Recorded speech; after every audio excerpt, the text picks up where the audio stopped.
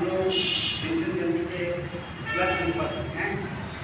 इस पर हम बोलना चाह रहे हैं वो ठीक चल रहा है।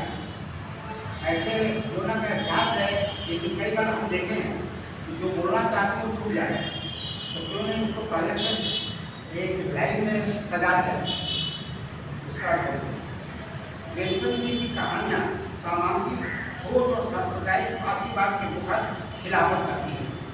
ये आज के दौर में साहित्य समाज का दर्पण नहीं बल्कि मार्गदर्शक भी है। ऐसा कहा गया है कि सामाजिक साहित्य और समाज का दर्पण है, लेकिन हम कहना चाहेंगे कि वो मार्गदर्शक भी है। हम लोग प्रेमचंद जी की जयंती उस समय मना रहे हैं जबकि सांप्रदायिक फासीवाद के अच्छे दिन आए हुए हैं। यह समय बहुत ही चुनौती भरा भी है।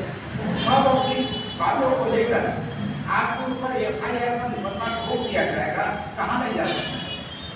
ऐसी चुनौती भरी समय में हम लोग प्रेमचंद जयंती मना रहे हैं। यह बहुत ही काबिल है, यह कार्य बहुत ही सराहनीय और प्रशंसनीय है। इसके लिए इस आयोजन को बहुत करने वाले व्यक्तियों को मैं बहुत बहुत बधाई देता हूँ और धन्यवाद। प्रेमचंद जी ने जिसके लिए अपना पूरा रचनात्मक कार्यक्रम पूरा समर्पित कर दिया, जीवन समर्पित कर दिया, वे लोग आज भी हाशिए पर हैं। उनमें गरीब, मजलूम, असहाय, किसान, गरीब, शोषित वर्ग को आज भी कमोबेश अपनी कमजोरियों विविधताओं की वजह से अपनी कमजोरियां भी हैं, दुर्बलता भी है, अंधविश्वास और पाखंडवाद पर में फंसे ग्रसित होकर दयनीय स्थिति में जीने के लिए मजबूर हैं। अभी सब है, उसे उबरना भी नहीं चाहते। इतनी जागृति लाने के बाद जो उसको उबरना भी नहीं था, उसी में लिप्त रहते हैं। यह सबसे बड़ी आम जनता की मनोभावना है, वो गलत है। लेकिन प्रेमचंद जी हमेशा इसे उबारने का प्रयास किए। धार्मिक का विश्वास और कर्म कांड में फंसे थे, जबकि प्रेमचंद जी अपनी कहानियों और उपन्यासों के माध्यम से आम जनता को जागृत करने का प्रयास किया है। प्रेमचंद जी की कहानियों और उपन्यासों को पढ़ने के पश्चात हमें ऐसा ही प्रतीत होता है। बहुत से लोग कहानियों और उपन्यास को तो पढ़ लेते हैं, लेकिन उसमें निहित संदेश और उपदेश जो दिया गया है उसे समझ नहीं पाते। यह आप कहना चाहता है प्रेमचंद की व्यक्तित्व पर प्रकाश डालते हुए खासा भूल जाती है। उसमें यह है कि वो किसान परिवार थे, लंबी गांव के रहने वाले थे, बहुत साधारण परिवार के थे। शिक्षित होने के बाद उससे बाद में उर्दू और साहित्य उनका प्रारंभिक में उर्दू से ही उनका पढ़ाई हुआ था। उर्दू और हिंदी दोनों जानते थे, उर्दू में ही ज़्यादा लिखते थे, फिर हिंदी में लिखने लगे। उनकी पत्नी जिनका वैभव सिंह का जिस तरह से लगाव हो गया, फिर दूसरी पत्नी भी उसकी पत्नी भी वो हमेशा इनका साथ दी और पति। लेकिन बहुत से ऐसे हैं कि गरीबी में आजकल सब देखे रहते, गरीबी में आदमी निगलेक्ट भी कर देता है या उपेक्षा भी करता है। लेकिन खैर ऐसी बात नहीं। शिवानी नाम है उनकी पत्नी जो है शिवरानी, पूरा नाम था शिवरानी की इनके दुख में सुख में हर समय तत्पर पर साथ में। प्रेमचंद जी बहुत साधारण परिवार के थे ही, और साधारण वेशभूषा, रहन सहन, बात विचार, सारा चीज हुई। आप कहीं देखिए होंगे मोबाइल में आया था, साधारण रहने की वजह से सिंपल रहते थे। उनका टूटा हुआ फटा हुआ जूता देखे होंगे मोबाइल में, आप देखे होंगे कि प्रेमचंद जी की तस्वीर छपी है, उसमें प्रेमचंद जी बैठे हैं, उनकी पत्नी बैठी है और उनका जूता फटा हुआ है। लेकिन जहाँ भी जाते थे चले जाते थे, कोई दिक्कत नहीं। नागार्जुन जी के उदाहरण देते हुए कहते हैं कि नागार्जुन जी भी इसी तरह कहते हैं, गरीबों मजदूरों के प्रति मुझे लगाव आता था। जहाँ जिस प्रदेश में हैं, एक बार महादेवी वर्मा जी उनके घर गए तो खाने के लिए कुछ नहीं खाया, तो जो था उसको अपने बनाते खिलाते, लेकिन लोगों के प्रति वो हमेशा कदर करते थे। तो प्रेमचंद जी का भी यही स्वभाव था, अपने जीवन काल में हमेशा दूसरे की भलाई करना, उत्थान करना, विकास करना और सबके दुख में। तो इससे आप पता चलता है कि कितने आम जनता कर देखते हैं कि पूरा टीम ग्रुप में रहता है, पैसा भी आता है, बेचारे वैसे नहीं थे।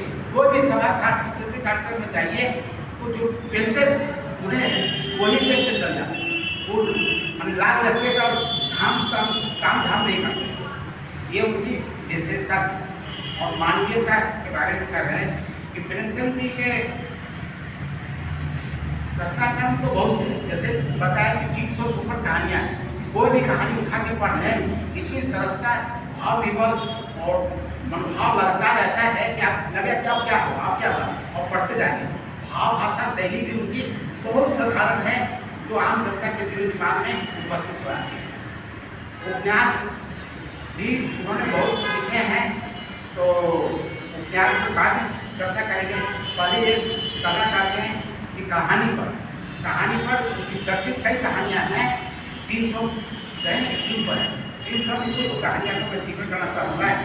बूढ़ी काकी, ठाकुर का कुआं, मठ प्रेमेश्वर, कब बड़े घर की बेटी, उसकी रात, ये सब 4-5 कहानियाँ हैं जिनको पढ़ने की जरूरत है।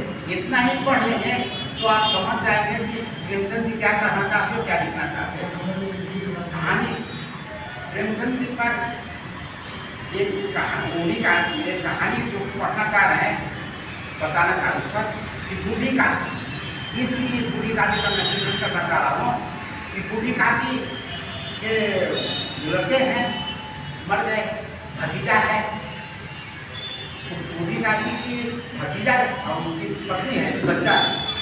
तो जैसा कि यह हम लोग बात में बोलेंगे, पर ये कि हर कोई यही करता है कि धन संपत्ति के लिए पहले उसे लिखा लेता है, और लिखा लेने के बाद उस आदमी की बहुत दुर्गति हो जाती है।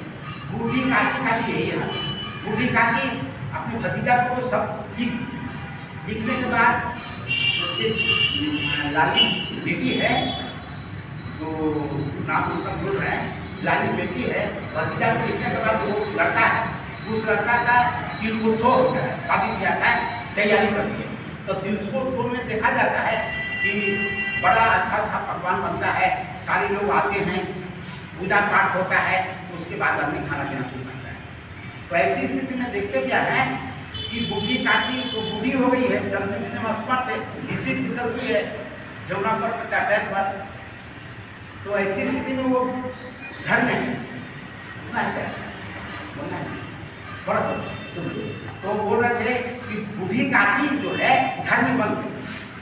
तो बूढ़ा का और बच्चा का स्वभाव एक जैसा हो रहा है, उसको भी लगता है कि कोई चीज़ आए तो जल्दी से खाने का हमको मिल जाए।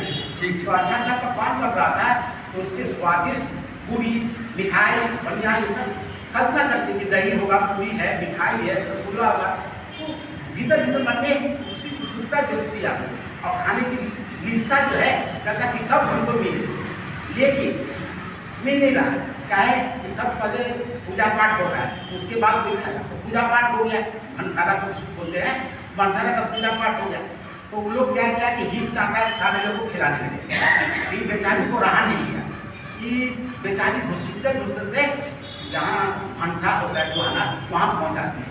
तो उसका भतीजा जो है वो घसीट के ले जाकर फिर वही पटक देता है और कहता है कि इतना को भूख लगी है, भले इतना को खाएगा तब खाएगी, चलो फिर उसको जाकर वो इतना का वो खाना बेचारी सोचिए कि अब मिलेगा, अब मिलेगा, अब मिलेगा, बैठी रहती है। कुछ दिनों के बाद सब हितना का वो सब खा पी लिया, किसी को याद नहीं रहा। क्या उसकी पत्नी जो है, पत्नी को याद है, लेकिन पत्नी भी एक बार कुछ देखी उसी प्रकार मतलब सोचती है, लाडली भतीजी बेटा था ना, तो बेटवा उनको उतना नहीं ध्यान दिया, लेकिन बेटिया जो थी वो चाहती थी कि कब हम दादी को ले जाके खिलाए। तो क्योंकि बच्चा का जो प्यार है आप दीजिएगा तो दादा दादी से ज़्यादा प्यार देखा जाता है, तो बेचारी ले के रखे, लेकिन वो माँ के डर से वो नहीं जा रही है, क्योंकि माँ जा रही है। आज यही करते करते वो सो जाती है, तो देखा सब कुछ खा के सब चला जाए, और जूठा जो पत्थर है, पूरी दही जो भी था एक कोने में रखा हुआ था। तो ये बच्ची है लाडली, सब सो जाता है, कोई नहीं है, तो उठती है, अचानक से जाके को छिपे मुट्ठी में रखी हुई थी, जाके देती है, वहाँ खाती है। हाँ, तो बहुत आनंदित होता है, बहुत खुश होती है, लेकिन पेट की सुविधा उसकी भरती नहीं है। ऐसी स्थिति में वो होती उसकी गाड़ी से इसलिए चलो अब जहाँ लोग खाए हैं वहाँ वो बूढ़ी काकी को हाथ पकड़ के लाठी है और वही जूठा है रखा हुआ है, उसी में वो दिन में खाना शुरू कर देती है। पूरी है, साग देती है, वो सब चीज़ खाते अब खूब आनंदित होती है। हाँ, इतना अच्छा है, इतना खूब होते हैं। किसी भी जो माँ है जब जाती है तो जब के तो देखिए चाकू करता है वो खाते वक्त उसी से जब जाती है बाप का तो अनर्थ हो गया, जिसके धन संपत्ति पर आज राज हो गए उसी की ये हालत जूठा खाने के मजबूर है। तो वो धार्मिक वृत्ति की वो सोची मेरा पाप लगेगा, भगवान हमको खर्च करेगा, तो फिर उसको बुद्धि को खाती है और बढ़िया सब बचा हुआ खाता है उसको खिलाती है। और भगवान धार्मिक बोले कि हमसे पास हो गया, गलती हो गई, माफ कीजिए। ऐसा ही इसलिए इस कहानी को मैं चुना है कि आज की स्थिति में हम कोयली क्षेत्र में काम करते हैं। आज बहुत से ऐसे लड़के हैं जो माँ बाप की नौकरी ले लेते हैं, माँ बाप को नौकरी लिए हैं और खाने के लिए तरसा रहे हैं। उस यहाँ तक तरसाने की बात हो रही है, उसकी बहू मारती पीटती है, फिर भी बेटा कुछ नहीं बोलता है, मौका बना हुआ रहता है और चुपचाप देखता रहता है। यह उस जमाने की बात कर रहे हैं, बताइए उस समय कहाँ प्रेमचंद जी लिख रहे थे और आज की स्थिति तो कॉमनवेल्थ प्रक्रिया बताए उस समय की स्थिति और आज की स्थिति एक जैसी है। इसका विद्या और विक्रांत हो चुका है और बढ़ चुका है, तो मानवीय संवेदनाहीन हो गया। हमारा कहने का मतलब यह है कि आज कोई पढ़ा लिखा व्यक्ति शिक्षित है, जागरूक है, लेकिन संवेदनाहीन हो गया है, मानवीय संवेदना भूल चुका है और अपने सुख सुविधा में लिप्त है। लेकिन क्या होना चाहिए क्या नहीं होना चाहिए इसके ऊपर कोई विषय नहीं होता है। तो ऐसे उपन्यास को तो बहुत सच्चा है। गोदान में एक बात करना चाहूँगा कि आजकल बहुत से लोग कर्मकांड में फंसे हुए हैं, ब्राह्मणवाद में फंसे हुए हैं। क्यों कि हम यहाँ गाय का दान करेंगे तो हमको स्वर्ग मिलेगा। पंडित पुजारी और ये सब जितने लोग हैं वो लोग हम लोग को भ्रम में जाल में फंसाए हुए कि पुण्य का काम करो तो तुमको ऊपर मिलेगा, स्वर्ग में मिलेगा। अरे पुण्य का क्या काम करें? हाँ, इतना दिन से तो पुण्य का काम मेरे बाप दादा सब करते ही आ रहे हैं, कहाँ तक है? ऊपर से कोई गया है न कोई ऊपर से आया, तो कैसे आप कह सकते हैं कि स्वर्ग नरक की बात करते हैं, स्वर्ग में मिल जाएगा, ये मिल जाएगा? तो ये काकोल कल्पना से आधारित है भगवान का निर्माण करना और भगवान के द्वारा। इसमें कहने का तात्पर्य यह है कि अंधविश्वास चमत्कार से ऊपर उठी, पाखंड मार्ग से मुक्ति पाई और आत्मीयता, इंसानियत और मानवता का व्यवहार कीजिए। यही सबसे बड़ी चीज़ है। जिसमें आत्मीयता नहीं है, जिसमें इंसानियत नहीं है, जिसमें मानवता नहीं है, वो आदमी पशु के समान है। धन्यवाद।